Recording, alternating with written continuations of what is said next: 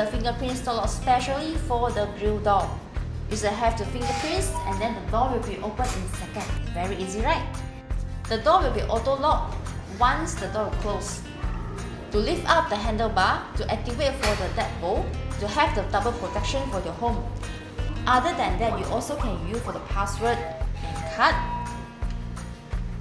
And also to add on with the remote control, you can unlock both door locks in the same time. Is it really amazing?